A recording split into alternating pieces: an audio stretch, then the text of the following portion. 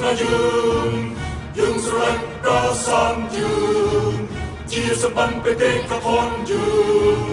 យើងគោរពមកពេលបរំយើងក៏សាមគ្គីសវណ្ណភូមិសម្រាប់យើងមកនឹងភាពជាខ្មែរមកនឹងភាពនៃខ្មែ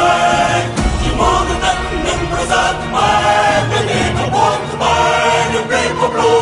ក